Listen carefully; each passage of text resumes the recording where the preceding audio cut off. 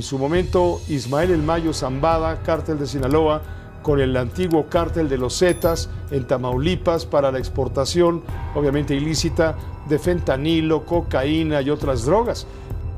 Confirmamos la ubicación. El Cobra está en Huitzontla. Repetimos, objetivo localizado. La voz llegó por el canal encriptado a las 4:12 de la madrugada. En la penumbra de su habitación, Omar García Harfuch se incorporó de golpe. No era cualquier reporte. Era la culminación de 6 meses de vigilancia aérea, infiltraciones arriesgadas y análisis forense de cientos de llamadas cifradas. Huitzontla, un poblado minero olvidado en la sierra, sin conexión, sin ley, sin testigos. Harfuch se quedó en silencio. Respiró hondo.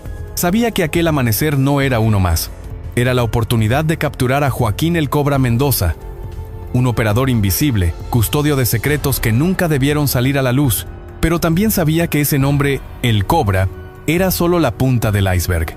Detrás de él, un entramado de intereses oscuros, políticos intocables y contratos que nadie se atrevía a auditar. En la carpeta negra sobre la mesa, mapas satelitales, nombres en clave, horarios de cambio de guardia. Cada línea trazada con precisión milimétrica por un grupo de inteligencia bautizado internamente como Águila Negra. Esa madrugada, no se trataba solo de atrapar a un criminal. Se trataba de tocar por primera vez en años el nervio más oculto del poder paralelo que ha mantenido al país de rodillas. Pero ¿qué encontraron realmente en esa mina abandonada? ¿Y por qué el gobierno quiso mantenerlo en silencio durante 48 horas? El reloj marcaba las 5:23 de la madrugada cuando el protocolo fue activado. Bajo el nombre en clave Águila Negra, iniciaba una operación coordinada entre la Secretaría de Marina, la Guardia Nacional y el Ejército Mexicano. Una misión que no solo implicaba capturar a un objetivo prioritario, sino desmantelar por completo una célula de comando que, según inteligencia militar, operaba como el centro de control en sombra del cártel Jalisco Nueva Generación en la región centro-norte del país. La ubicación no era casual. El complejo minero de Huitzontla, enclavado entre los cerros secos de la frontera entre Puebla y Guerrero, a 2.7 metros de altitud. Un punto sin señal, sin caminos trazados y con rutas de escape por túneles antiguos, construidos durante el auge de la minería ilegal en la década pasada. Las imágenes satelitales revelaban movimientos térmicos inusuales. Las interceptaciones auditadas por el CNI hablaban de guardias rotativos, rehenes civiles y sobre todo de armamento no registrado. Sobre una mesa de comando instalada en la base aérea de Santa Lucía, los mapas se llenaban de anotaciones, coordenadas, horarios, nombres en clave. Estimamos al menos 30 sicarios y 3 civiles retenidos. Hay francotiradores ubicados al sureste y estructuras tipo búnker bajo tierra.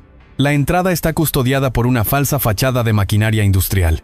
La voz era del coronel Velasco, enlace directo del ejército para operaciones encubiertas.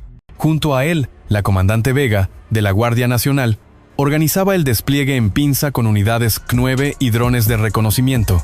Desde la CEMAR, el almirante Ramírez activaba 2 comandos de asalto anfibio, que se posicionarían desde un helicóptero UH-60 adaptado para inserción silenciosa. Pero el verdadero golpe maestro no era la fuerza, era la inteligencia.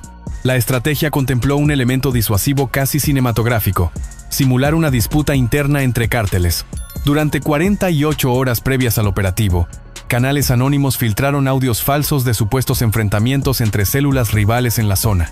El objetivo: generar caos interno, desactivar la vigilancia extrema del lugar y forzar al Cobra a confiar en que su escondite aún pasaba desapercibido. En el centro de comando, cada movimiento estaba coreografiado por un algoritmo de predicción de escenarios, desarrollado por la UNAM en conjunto con la FGR. Este sistema bautizado como Tacito procesaba en tiempo real las rutas de acceso, las condiciones climáticas y la posibilidad de enfrentamientos.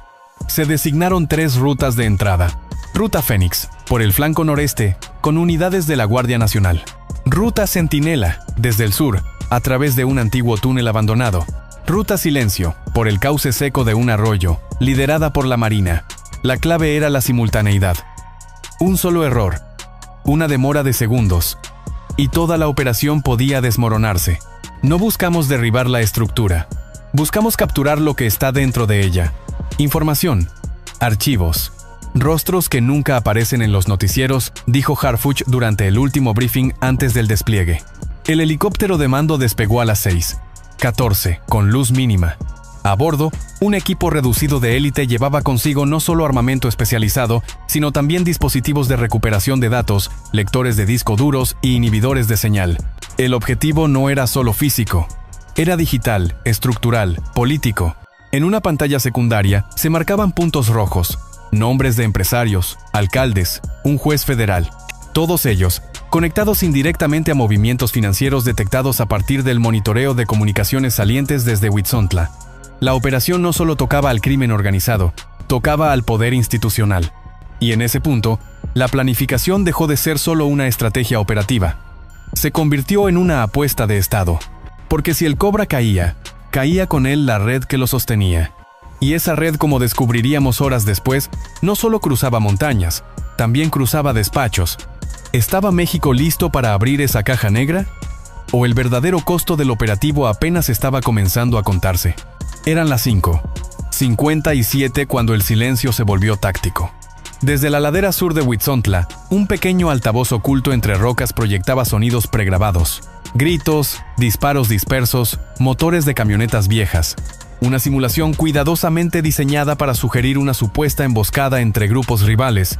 El objetivo era claro: desviar la atención del enemigo hacia un flanco falso mientras el verdadero golpe avanzaba por el norte, entre matorrales, con botas que no hacían ruido. Omar García Harfuch encabezaba personalmente la unidad de infiltración. 10 hombres seleccionados entre grupos de élite de la Marina y la Guardia Nacional, entrenados en selvas, montañas y entornos urbanos. Su ruta, denominada Vector Nieve, implicaba avanzar 1.3 kilómetros por una antigua vía minera, colapsada en varias partes, donde la única iluminación provenía de luces infrarrojas montadas en los cascos. Sin margen de error, sin palabras innecesarias. A las 6:11, el equipo alcanzó el primer perímetro de vigilancia. 2 hombres armados, semiocultos tras estructuras metálicas oxidadas. El viento ayudaba, silbaba lo suficiente como para camuflar los pasos, pero no tanto como para cubrir una alarma. El equipo actuó rápido, con precisión quirúrgica. El paso quedó libre, pero lo inesperado estaba por llegar. Un tercer vigía, oculto tras una compresora inactiva, no figuraba en los mapas térmicos ni en los reportes previos. Apenas vio movimiento, soltó un grito entrecortado y activó un botón de su cinturón. La señal era clara. Alarma total. En cuestión de segundos, todo el complejo despertó. Se encendieron reflectores, se oyeron portazos, y en el cielo, una luz negra cruzó de este a oeste. El Black Hawk había recibido la orden. Protocolo Tormenta. Repito, activar Protocolo Tormenta, ordenó Harfuch desde el canal interno. A las 6:13, comenzó el asalto coordinado. Desde el flanco este, la Marina irrumpió por una puerta lateral resguardada con barriles. Al sur, la Guardia Nacional fingió retirada, solo para reingresar por un túnel auxiliar. Al oeste, un grupo táctico del ejército disparó granadas de aturdimiento hacia las estructuras periféricas, obligando a los ocupantes a concentrarse en proteger el acceso principal. El Black Hawk no aterrizó. Flotó a 40 metros sobre el complejo, proyectando luces estroboscópicas y activando un sistema de inhibición de señales para bloquear cualquier intento de escape digital. En simultáneo, un segundo helicóptero liberó un dron Hermes con cámara térmica. Confirmaba movimiento subterráneo. Al parecer, la guarida no era solo un refugio, era un nodo de comando. Las comunicaciones interceptadas en esos minutos fueron fragmentadas, nerviosas. ¿Quién avisó? ¿Quién caraj? No hay línea, no hay línea. Cierra el túnel 1. ¿Y el Cobra? ¿Dónde está el Cobra? El enemigo, sorprendido, actuaba sin cohesión. Y aunque la planificación había previsto un escenario hostil, lo que estaba ocurriendo superaba cualquier simulación previa. Según fuentes internas, se detectaron al menos 6 puntos de resistencia improvisada en los niveles superiores del complejo. Pero la verdadera incógnita era el sótano, un bloque sellado donde se presumía que operaban los sistemas de comunicación y archivos cifrados. Harfuch, en medio del operativo, solicitó que no se usaran explosivos en esa zona. No venimos a destruir, venimos a entender lo que ocultan, dijo con tono firme. La tensión crecía, no solo por la operación en sí, sino por lo que estaba en juego. El Cobra, según inteligencia de la Sedena, no era un jefe cualquiera. Era custodio de una red de protección institucional que incluía a figuras del Poder Judicial, mandos locales e incluso asesores financieros del extranjero. Capturarlo vivo no era una opción, era una necesidad histórica. Mientras las fuerzas especiales aseguraban cada sala, cada escalera, cada acceso, la pregunta se repetía en los radios tácticos. ¿Y el Cobra? ¿Lo tienen visual? Pero el silencio, una vez más, respondió primero. Y en ese silencio, algo comenzó a crujir desde lo más profundo del complejo. ¿Qué se escondía realmente bajo la tierra de Huitzontla? ¿Y quién más estaba interesado en que jamás saliera a la luz? 6:19 de la mañana. La montaña dejó de ser silencio. Un estruendo seco partió el aire, seguido de una vibración que recorrió los cimientos de Huitzontla como si algo antiguo hubiese despertado. Las primeras balas impactaron contra un muro reforzado al norte del complejo. Eran de calibre pesado, disparadas desde el tercer nivel del refugio subterráneo. En ese instante, la operación dejó de ser infiltración y se convirtió en guerra de posiciones. La columna liderada por la Marina se atrincheró en un pasillo estrecho, flanqueada por dos paredes de concreto agrietadas. Desde el otro lado, ráfagas cruzadas de armas automáticas impedían cualquier avance. A cada minuto, el margen de maniobra se reducía. El equipo de Harfuch, que ya había descendido a la planta baja, fue rodeado desde el ala este por tiradores ocultos entre generadores oxidados. Fue entonces cuando ocurrió lo inesperado. Uno de los atacantes se asomó por una ventana alta con clara intención de cortar la línea de comando. Harfuch, que en ese momento coordinaba el despliegue táctico desde una consola portátil, tomó posición. Su mirada se afiló, calculó el ángulo y disparó. Un solo tiro bastó. El blanco cayó hacia atrás sin emitir sonido.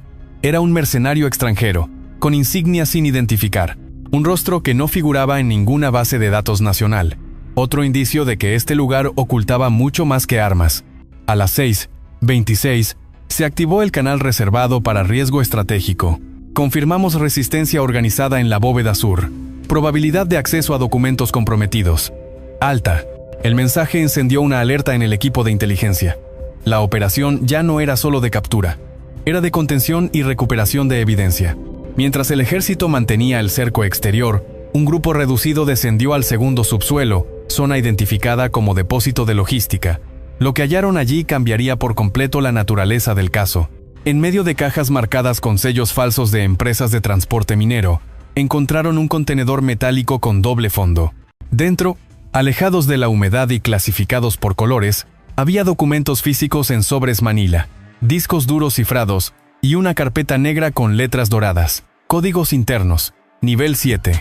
El contenido preliminar, revisado en sitio por personal autorizado, reveló algo inédito.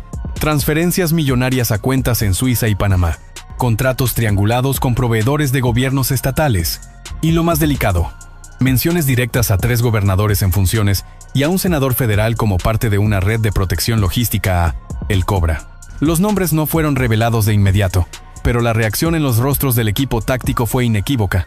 Nadie esperaba que una red de tráfico y violencia tuviera enlaces tan altos, tan estructurados y tan blindados por años de omisión institucional. Entre los documentos, una hoja destacaba por encima del resto. Firmada en 2021, con encabezado de una dependencia estatal, describía la autorización de obras en una zona de acceso restringido por razones ambientales. El lugar coincidía exactamente con el terreno donde se construyó el complejo de Huitzontla. ¿Coincidencia? ¿Negligencia? ¿O complicidad? El enfrentamiento continuó durante 23 minutos más.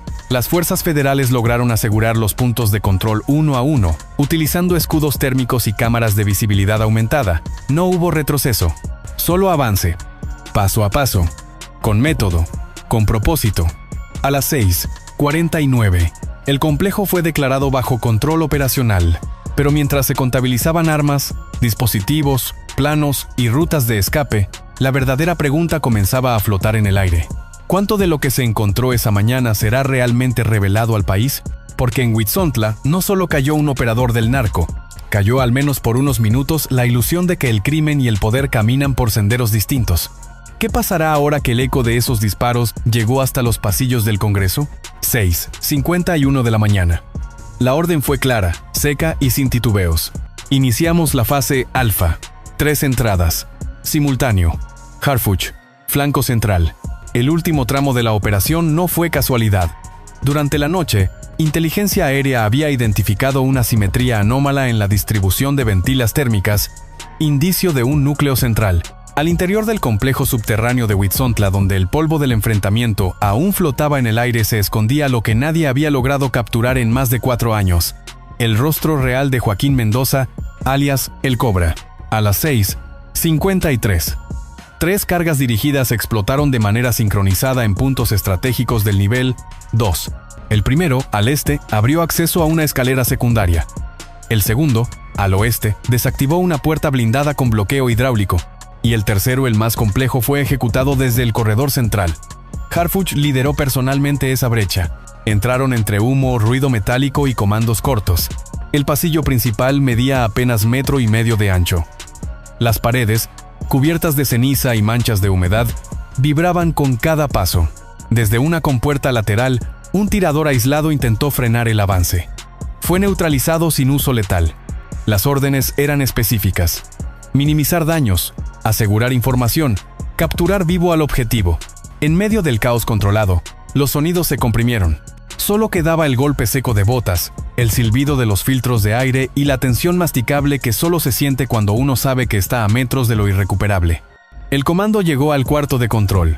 Una sala hexagonal, sin ventanas, con 8 pantallas apagadas, 2 servidores encendidos y una silla giratoria en el centro. En ella, sentado con una calma que desentonaba brutalmente con el entorno, estaba él. Vestía una camisa táctica sin insignias, el rostro ligeramente cubierto de hollín, las manos visibles. No se movió, no dijo nada al principio, solo miró. Harfuch no habló. Levantó un brazo en señal de seguridad. El resto del equipo se detuvo, formó perímetro, activó el protocolo de aseguramiento. 2 elementos de la Marina se posicionaron detrás del sujeto, sin esposarlo aún. Fue entonces cuando el silencio se rompió. ¿Así que ustedes son los que creen que ganaron algo hoy?, dijo el hombre con voz pausada. Uno de los oficiales preguntó su nombre. Ya lo saben, respondió. Pero lo que no saben es que nosotros somos apenas la punta visible.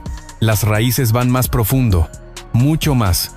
Esa frase quedó flotando, no como amenaza, no como declaración de guerra, sino como advertencia casi clínica, como si describiera un diagnóstico que nadie quería leer. Harfuch intercambió una mirada breve con su equipo. Ya no había duda. Ese hombre, sin levantar un dedo, era más peligroso que muchos con armamento completo. Lo que guardaba en la cabeza, y lo que podría estar almacenado en las bóvedas que aún faltaban por revisar, podría comprometer más que una operación. Podría comprometer instituciones enteras. La detención fue limpia. A las 7:08, Joaquín El Cobra Mendoza fue oficialmente asegurado por la Guardia Nacional y entregado bajo custodia del Ministerio Público Federal, junto con una caja fuerte extraída de la sala de mando. En su interior, 3 teléfonos satelitales, una libreta de contactos y un dispositivo USB cifrado con tecnología militar israelí.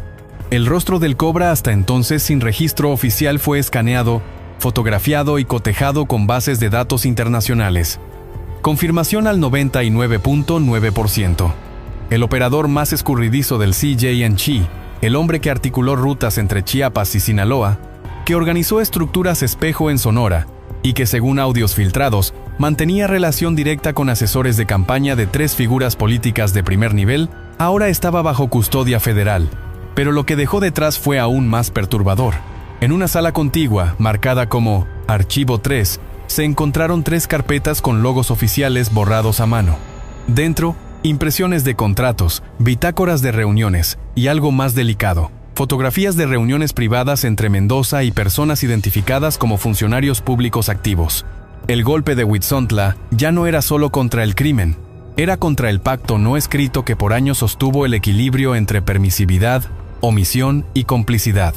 Los datos recolectados fueron enviados bajo resguardo a la Unidad de Inteligencia Financiera, con un informe de 17 páginas que, según filtraciones internas, ya ha provocado la apertura de al menos 5 carpetas de investigación por corrupción y financiamiento ilícito. Mientras tanto, en la superficie, el sol comenzaba a iluminar los cerros, y por primera vez en mucho tiempo, los pobladores de Huitzitzilapan, comunidad más cercana a la mina, pudieron caminar por el sendero principal sin temor. Uno de ellos, un joven de 16 años, dijo a la prensa: «Siempre supimos que aquí abajo había algo, pero nunca imaginamos que fuera tan grande». La operación terminó oficialmente a las 8:17, pero su onda expansiva apenas comenzaba. ¿Quién protegía al Cobra? ¿Y qué nombres aún no publicados están a punto de salir a la luz junto con él? 8:33 de la mañana. Aún no se había despejado por completo el polvo del subsuelo de Huitzontla cuando una segunda orden fue emitida desde el centro de mando. No era táctica, era política. Sellar todo. Catalogar cada documento. Ninguna copia por red. Traslado físico. Mano a mano. Sin margen de filtraciones. La instrucción provenía directamente del secretario Omar García Harfuch. Entre los objetos incautados en la bóveda conocida como Nivel 3, Control Financiero, los analistas encontraron lo que hoy ya se conoce internamente como el mapa oculto del lavado institucional. No era una metáfora, era literal.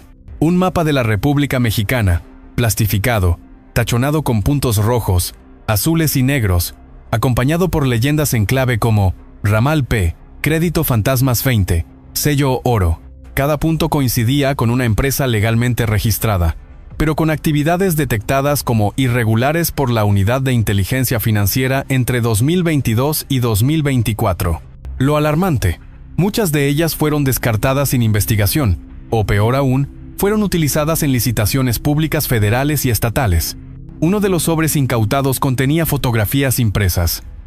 Reuniones privadas en casas de descanso en Valle de Bravo, cenas discretas en restaurantes cerrados en Polanco, traslados en jets privados desde Toluca hasta Colombia. En varias de las imágenes aparecían empresarios, un senador federal en funciones, y en al menos 3 el propio Joaquín "El Cobra" Mendoza. El rastro era claro. Pero el verdadero golpe venía en forma de papel. Un archivo etiquetado como Lote Cíclico 14-22 enumeraba 49 transferencias bancarias por un total de 311 millones de pesos entre 2021 y 2024, realizadas a través de cuentas abiertas a nombre de consultoras ficticias. Todas conducían a un mismo núcleo, un consorcio con sede en Querétaro, propiedad parcial de una figura pública nacional aún en funciones. Harfuch, en una reunión de seguridad esa misma mañana, al revisar personalmente los documentos, pronunció una frase que retumbó dentro y fuera de la sala. Yo no sobreviví a 400 balas para acobardarme ahora. Esa fue la señal. El operativo Huitzontla había terminado en campo, pero apenas comenzaba en el tablero político. La primera decisión fue entregar personalmente el paquete de evidencia al Procurador General de la República, no por mensajería oficial, no por valija diplomática, en mano, bajo custodia directa. La entrega se realizó a las 11:27 en la sede de la PGR en Av, Paseo de la Reforma, con presencia de observadores federales y representantes de la UNODC, Oficina de las Naciones Unidas contra la Droga y el Delito. A las 12:40 comenzó la cadena de reacciones. En el Senado, un legislador del norte del país presentó su renuncia inmediata, alegando razones personales y retirándose del recinto por la puerta trasera. 24 minutos después, un conocido empresario del ramo energético abordó un vuelo privado rumbo a Costa Rica, acompañado por 3 familiares y sin notificación a su consulado. Su empresa, según los documentos hallados, había sido utilizada para triangular fondos del CJNG en obras de infraestructura en Baja California Sur. A las 13:18, la presidencia convocó a una reunión de emergencia con el Gabinete de Seguridad, encabezada por la presidenta Claudia Sheinbaum. Los informes indican que el tono del encuentro fue más grave de lo previsto. La frase de apertura, filtrada horas después por una fuente confidencial, fue directa. Si esto es real, el pacto institucional con la impunidad se rompió esta madrugada. En paralelo, la Bolsa Mexicana de Valores registró movimientos anómalos en acciones relacionadas con constructoras medianas y empresas de outsourcing. El mercado ya lo intuía. Las consecuencias del caso Huitzontla no iban a detenerse en el ámbito judicial. Los periodistas acreditados en Palacio Nacional empezaron a recibir mensajes cifrados de fuentes internas. Uno de ellos, publicado por el diario La Voz, incluía una advertencia preocupante. Hay más nombres. Huitzontla fue solo una grieta. El sistema tiene más capas, y algunos no quieren que se vean. Esa misma tarde, la Unidad de Inteligencia Financiera confirmó la apertura de 11 investigaciones paralelas sobre los contratos hallados, y la FGR designó un equipo especial para su análisis, compuesto por auditores, peritos en lavado de activos y expertos en criptomonedas. En la sociedad civil, el impacto fue inmediato. Organizaciones como Mexicanos contra la Corrupción, Transparencia Ciudadana y Colectivo 88 solicitaron acceso público a la información asegurada. no era solo un tema de justicia, era de memoria y de legitimidad institucional. Porque lo hallado en Huitzontla, esos papeles empolvados, esos mapas de lavado, esas imágenes entre copas de vino y contratos, no solo ponían en jaque a una red criminal, sino que amenazaban con exponer el lado oscuro de una élite que siempre había manejado las sombras desde la comodidad del poder público y privado. Y frente a esa posibilidad, la pregunta ya no era si habría consecuencias, sino quiénes estaban dispuestos a asumirlas, y quiénes, en cambio, harían lo que fuera necesario para que todo volviera al silencio. ¿Es Huitzontla el inicio de una limpieza estructural? ¿O solo un capítulo más que será archivado bajo el peso de la costumbre? La respuesta por ahora está escrita entre líneas, firmas y cuentas que, al fin, han empezado a rendir cuentas. Eran las 20:14 del mismo día. El operativo Huitzontla ya era portada en todos los medios. Las conferencias de prensa se acumulaban y los analistas debatían cifras, contratos, nombres, pero en medio del ruido informativo, sonó un teléfono que no esperaba sonar. Era una línea directa, reservada para emergencias humanas. Del otro lado, la voz temblorosa de una mujer se abrió paso entre la interferencia. ¿Es usted el secretario Harfuch? Sí, señora. ¿Con quién hablo? Con María Hernández. Soy la esposa de uno de los mineros que no regresó. Hubo un silencio, de esos que no hacen falta llenar con palabras. María, originaria de Huitzitzilapan, había vivido por años al pie de las montañas, justo donde terminaban las veredas y empezaban los secretos. Su esposo Felipe era uno de los trabajadores que, engañados por falsas promesas de empleo, terminaron excavando túneles que no llevaban oro, sino poder oculto. Él sabía que era peligroso. Se lo dije muchas veces, pero él me decía, si algún día esto se cae, yo quiero estar del lado correcto de la historia. La frase, pronunciada con una mezcla de dolor y orgullo, congeló el aire. Harfuch, según testigos presentes, no pudo evitar bajar la mirada. No había respuesta suficiente para el precio que ciertas familias pagan en silencio. Y sin embargo, esa llamada anónima, sencilla, íntima, fue más poderosa que cualquier conferencia. Porque en ella no había estrategia, ni mapa, ni protocolo. Solo la voz de una mujer que, en medio de su duelo, agradecía. Gracias por haber entrado. Gracias por no voltear la cara. Porque si nadie lo contaba, nadie iba a saber lo que él hizo. La llamada duró menos de 5 minutos, pero dejó una marca indeleble. Esa noche, en su oficina, Harfuch escribió una nota en su libreta personal. Felipe, minero, mártir silencioso, que esto no sea en vano. ¿Cuántas historias como la de María y Felipe viven sepultadas bajo contratos falsos, túneles sin luz y gobiernos que miran hacia otro lado? El operativo Huitzontla no fue solo una operación, fue un espejo. Y detrás de cada cifra, cada documento, cada captura, hay un rostro, un nombre, una pérdida. Y también, a veces, una razón para seguir. Viernes 9:22 de la mañana. La camioneta blindada se detuvo frente a la explanada del Palacio de Justicia Federal en la Ciudad de México. A las afueras, un grupo de ciudadanos esperaba en silencio. No había pancartas, no había consignas, solo flores, girasoles específicamente. Las dejaron en fila, una a una, sobre las escalinatas. No eran para un héroe, eran para un gesto. El secretario Omar García Harfuch bajó del vehículo sin escolta visible. Caminó entre la prensa, los fotógrafos, las preguntas, pero no respondió. Solo avanzó con una carpeta negra bajo el brazo, la misma que contenía los documentos recuperados en Huitzontla. Un reportero lo llamó en voz alta. ¿Es usted el incorruptible? Harfuch se detuvo. No sonrió, no buscó aplausos, solo respondió. No hay hombres incorruptibles, solo existen quienes eligen hacer lo correcto, cada día, aunque duela. Luego entregó la carpeta al procurador, firmó el acuse y se retiró en silencio. Pero ese momento, captado en video y replicado millones de veces en redes, dejó algo más que una imagen viral. Dejó una incómoda verdad. La corrupción no cae sola. Hay que empujarla. Con pruebas, con nombres, con decisiones. Y lo hallado en Huitzontla no fue solo evidencia judicial. Fue, para muchos, la llave que podría abrir las puertas de un sistema que, hasta ahora, parecía sellado por el miedo. ¿Quién está listo para lo que viene después? En la siguiente entrega. Los nombres en la lista. El precio de tocar al poder. Porque hay documentos que no solo acusan, también revelan quién sostuvo el pacto. Lo que parecía una carpeta más entre los hallazgos de Huitzontla, terminó siendo una de las piezas más explosivas del rompecabezas nacional. Clasificada originalmente como Anexo 4, Relaciones financieras estratégicas. Esta carpeta contenía documentos, audios y material visual que, al ser cruzado con bases de datos fiscales y bancarias, reveló algo que muchos sospechaban, pero nadie se atrevía a confirmar: las alianzas del narco con estructuras del Estado. Los nombres reales aún no se publican por protección judicial, pero los códigos internos hablan por sí solos: Guno, Suno, E1, E2, y cada uno con un peso que sacude los cimientos de la política, la economía y la credibilidad institucional del país. Guno, gobernador actual del Occidente, fue el primero en aparecer en los reportes. Bajo el código Guno se encuentra un mandatario estatal aún en funciones, perteneciente a una coalición de centro.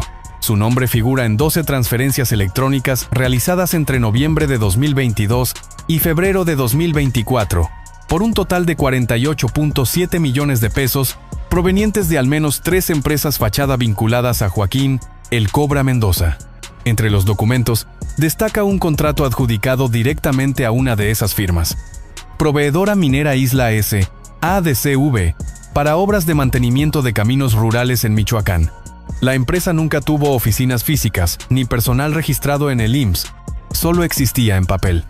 Pero su nombre apareció en la nómina del gobierno estatal como proveedor preferente. Una imagen tomada por cámaras de vigilancia de un hotel en Morelia en marzo de 2023 muestra a Guno ingresando discretamente a un salón privado junto a un empresario identificado como E2. La reunión duró 47 minutos. A la salida, se retiraron por entradas separadas. Un audio filtrado por la inteligencia naval incluido en el expediente registra esta frase: Mientras yo siga firmando, ustedes sigan limpiando. La voz ha sido analizada por peritos acústicos. Coincide al 92.4% con la del gobernador. Suno, senador con vínculos financieros internacionales. El segundo implicado, identificado como Suno, es un senador federal con 2 periodos legislativos acumulados. Según los registros, su nombre figura como beneficiario secundario de una cuenta bancaria en Islas Caimán, vinculada a una empresa de importación llamada Martec Supplies, registrada en Veracruz. Las investigaciones muestran que Martec recibía cargamentos técnicos desde Guatemala y Panamá, pero en realidad, esas importaciones eran utilizadas como cobertura para el traslado de sustancias ilícitas y componentes electrónicos para sistemas de comunicación en zonas controladas por el CJNG. El senador no figura directamente en ningún contrato, pero su asistente personal aparece como titular de una tarjeta empresarial vinculada a la cuenta de gastos de Martec. Entre los pagos detectados, vuelos privados, cenas en el extranjero, hospedajes de lujo en Dubái y Buenos Aires. Una conversación obtenida mediante intervención judicial entre Suno y un empresario, grabada en noviembre de 2023, incluye esta frase: Si los muchachos mantienen el flujo, el Congreso no va a hacer preguntas. La frase fue suficiente para abrir una carpeta de investigación por posible encubrimiento legislativo. E1 y E2. Empresarios del transporte y la infraestructura. El expediente se vuelve aún más complejo con los perfiles de E1 y E2, 2 empresarios conocidos en los círculos logísticos y de infraestructura pública. Ambos poseen concesiones federales para operar líneas de transporte de carga y empresas constructoras que, según el SAT, han recibido más de 720 millones de pesos en contratos desde 2019. Pero los documentos de Huitzontla muestran otra cara de sus operaciones. En las bóvedas se encontraron mapas de rutas, cargamentos no declarados y pagos en especie a operadores de campo en zonas de Guerrero y Jalisco. Uno de los archivos más reveladores es una hoja de Excel con el título Línea de protección. Fase 2. Recursos logísticos desde Tula hasta Nogales. Las transferencias fueron monitoreadas por la UIF, y una coincidencia fue evidente. Cada aumento en los pagos a E1 coincidía con periodos de violencia local o cambios en los mandos de seguridad municipal. Un patrón difícil de ignorar. En un video de seguridad, datado en octubre de 2022, se ve a E1 entregando un sobrecerrado al chofer de un exalcalde de Colima. El audio no fue recuperable, pero el contexto lo dice todo. El contrato que se firmó días después otorgó a la empresa de E1 la construcción de un puente con valor inflado en más del 60%. En todos los casos hay una constante: empresas fachada, triangulación de fondos y favores disfrazados de contratos legales. Lo que parecía solo corrupción ordinaria se revela ahora como una estructura paralela de financiamiento criminal dentro del aparato público. El informe Huitzontla, anexo 4, concluye con una advertencia contundente. Los vínculos financieros no solo sirven para enriquecer, sirven para blindar. Y mientras las estructuras se mantengan intocables, La delincuencia organizada no necesitará armas, tendrá firmas. El documental incluye material exclusivo, ahora en poder de la FGR, que se filtró parcialmente a medios bajo autorización judicial. Video. Guno ingresando a una reunión privada en Guadalajara con un presunto enlace del CJNG. Documento. Contrato firmado por Zuno con una consultora radicada en Belice, luego detectada como pantalla para lavado. Audio. Edos diciendo en llamada grabada: nos toca cubrir esta parte del contrato, lo otro ya se lo lleva el Cobra. ¿Y ahora qué? Las implicaciones son mayúsculas. Por primera vez, no se trata de conjeturas. Hay pruebas verificables, trazabilidad financiera y voces identificables. Pero el siguiente paso no es legal, es político. Y es social, porque lo que está en juego no es solo la caída de unos cuantos. Es la oportunidad quizás única de abrir un sistema que durante décadas funcionó bajo acuerdos no escritos, protegidos por el miedo, la costumbre y el silencio institucional. ¿Quién más está en la lista? ¿Y quién intentará protegerlos? La siguiente parte de esta historia no se decide en los juzgados, se decide en las reacciones, en los pactos que caen, en los que aún resisten. La lista ya estaba en circulación. Los nombres codificados Guno, Zuno, Euno, Edos dejaban de ser simples referencias y comenzaban a tener rostro. La opinión pública exigía respuestas. Las víctimas, justicia, y los implicados, silencio o fuga. El primer movimiento llegó 48 horas después de la entrega oficial del expediente al Procurador General. Guno, el gobernador del Occidente, solicitó licencia médica indefinida, citando agotamiento crónico y presión mediática indebida. Al día siguiente, una caravana salió rumbo al aeropuerto de Guadalajara. Según registros de migración, abordó un vuelo con destino a Panamá. No notificó a su Congreso local, tampoco a su partido. Zuno, el senador federal con vínculos en el Caribe, desapareció de sesiones legislativas por motivos familiares y desactivó sus redes sociales.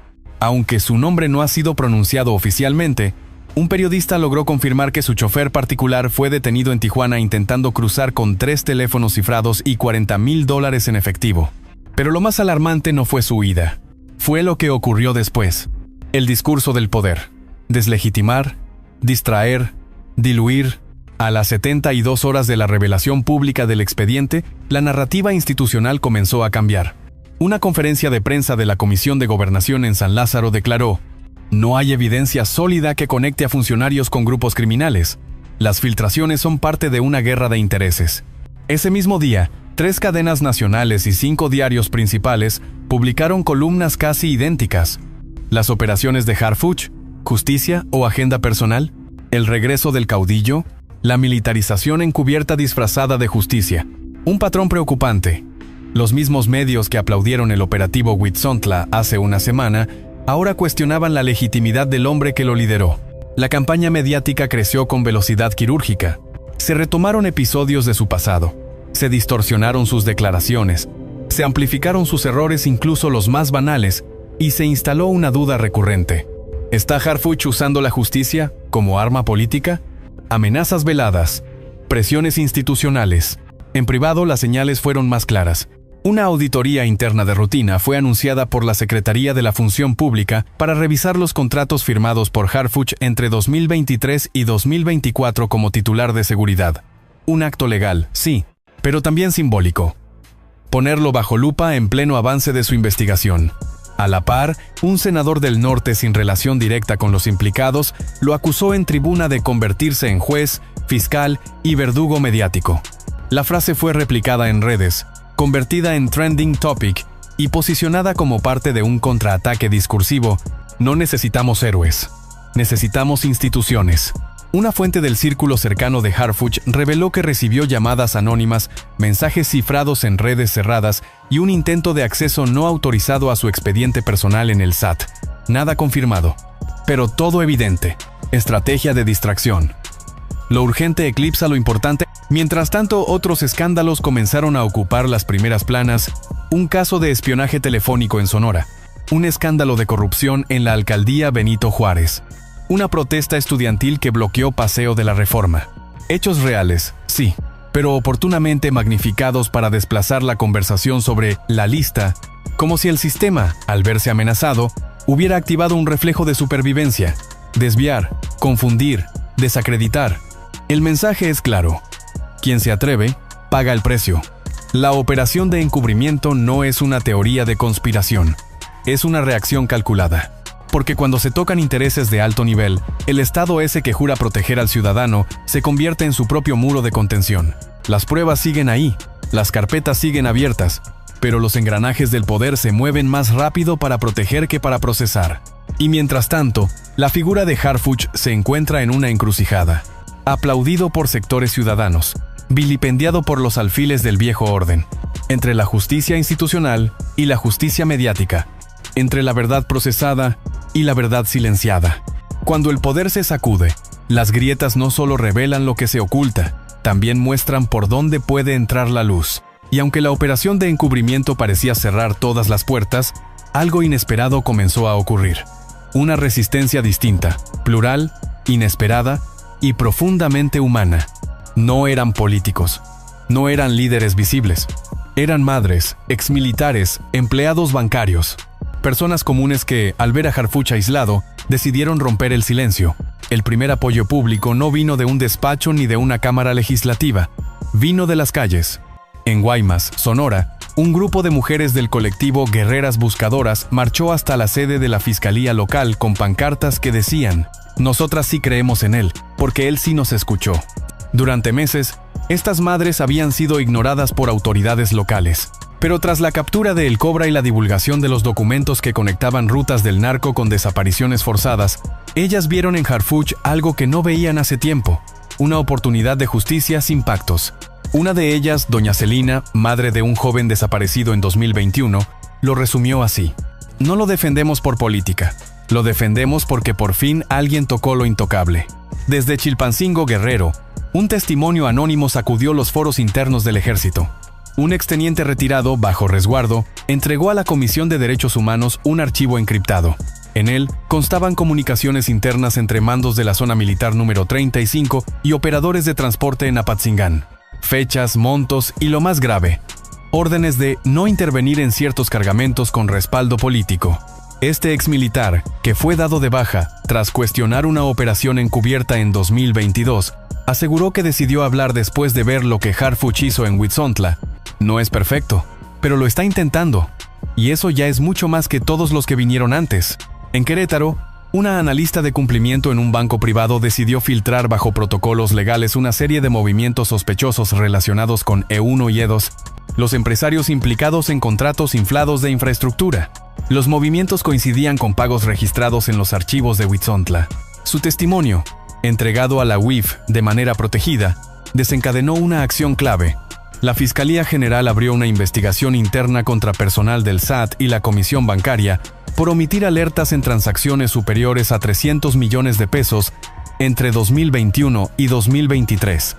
No fue una denuncia política, fue técnica, con pruebas, con fechas, con firmas, y su impacto fue inmediato. 3 funcionarios suspendidos y una nueva revisión nacional de contratos públicos bancarizados.